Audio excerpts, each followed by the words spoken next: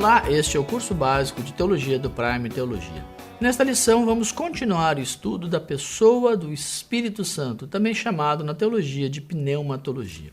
Um dos assuntos mais debatidos no meio da igreja, possivelmente, é o que diz respeito ao batismo no Espírito Santo. A maioria dos livros de teologia sistemática não dedica um debate mais aprofundado sobre o que é chamado também de a segunda experiência com o Espírito Santo. Existem apenas 7 passagens no Novo Testamento que falam sobre alguém sendo batizado no Espírito Santo. Em Atos 2, nós temos essa ideia do início da igreja. E mais tarde a gente vê em Atos 8, também em Atos 10, Atos 19, esta percepção.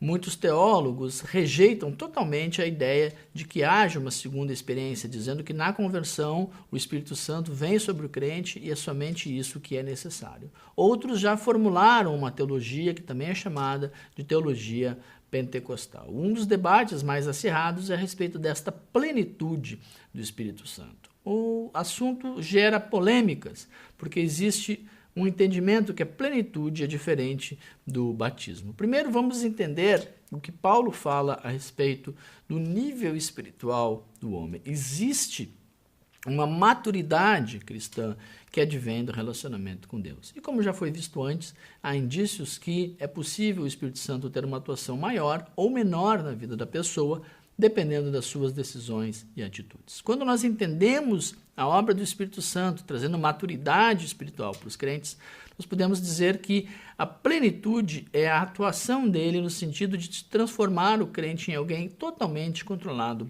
por Deus. As Escrituras chamam esta experiência de estar cheio do Espírito. Enquanto o batismo e o selo do Espírito Santo são realidades permanentes, a plenitude é algo ocasional, que pode se repetir várias vezes. Apesar da plenitude ser uma atividade divina, Paulo diz que existem algumas condições na vida do cristão para que ela aconteça. Quais são as características dessa ideia de plenitude? A produção de um caráter semelhante a Cristo, o envolvimento com o evangelismo e o entendimento de que se torna um imperativo, ou seja, Paulo diz: sedes cheios do Espírito Santo. O seu resultado será a adoração, o louvor, a ação de graças e a submissão a Deus. Ser cheio do Espírito Santo não quer dizer que a pessoa orará necessariamente em línguas. O ensino pentecostal enfatiza isso, mas a Bíblia não mostra que essas línguas chamadas de celestiais ou angelicais são a única demonstração de uma pessoa estar plena do Espírito Santo.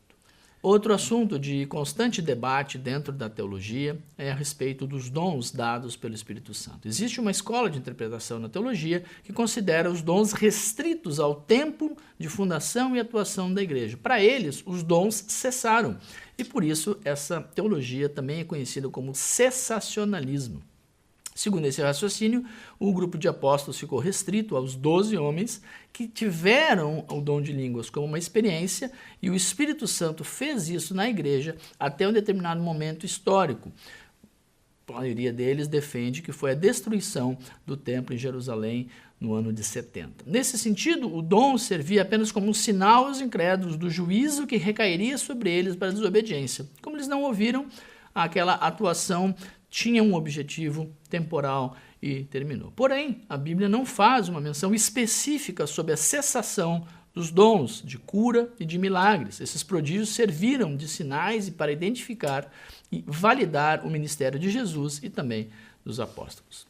Aqueles que defendem que os dons não cessaram usam frequentemente o texto em que Jesus promete que aqueles que crerem nele farão também as obras que ele fez e outras ainda maiores. Já outras linhas teológicas afirmam que o texto de 1 Coríntios 13:10, quando afirma que quando vier o que é perfeito, o que é imperfeito desaparecerá, refere-se à cessação dos dons, porque estava pronto, estava revelado o cânon, ou a complementação do Novo Testamento.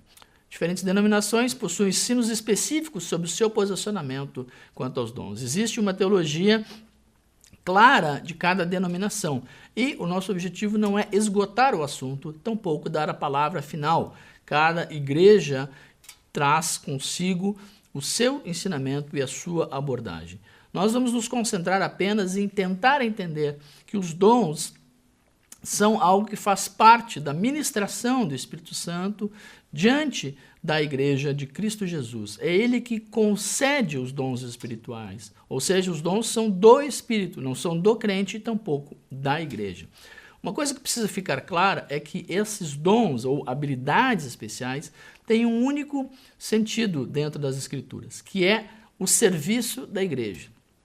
Eles são variados, são diversos e vêm sobre a pessoa de acordo com a vontade de Deus. É necessário fazer alguns alertas. Por exemplo, os dons não dependem do lugar onde ele é usado. Pode ser dentro da igreja ou pode ser em qualquer outro lugar.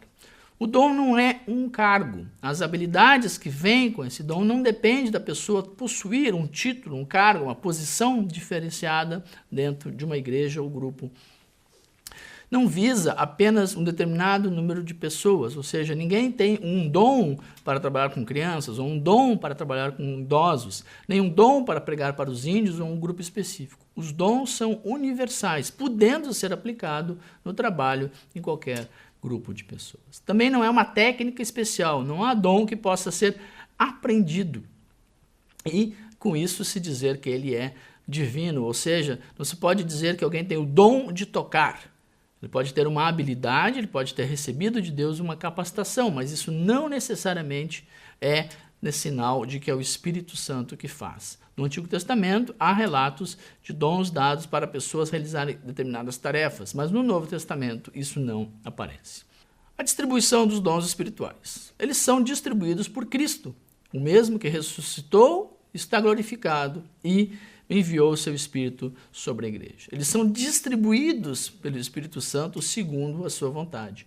Eles são distribuídos a todos os cristãos para o que for útil e são distribuídos ao corpo de Cristo como um todo, sendo um dom dado especificamente para os que pertencem à igreja.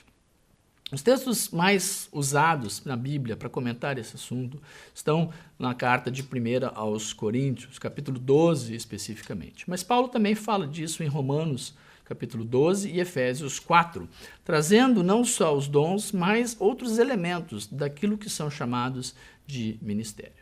Vamos propor agora uma síntese desses ensinamentos sobre dons e ministérios, pois alguns usam o mesmo termo em grego, mas com sentidos diferentes dependendo da sua tradução. Dom, profecia, discrição, falar verdades diretamente reveladas por Deus. Resultado, entender ministérios. Serviço ou socorro, ajudar os outros a fazer a obra de Deus, dando assistência prática aos membros da igreja.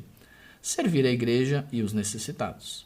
Ensino, comunicar as verdades e aplicações das Escrituras, entender a palavra de Deus.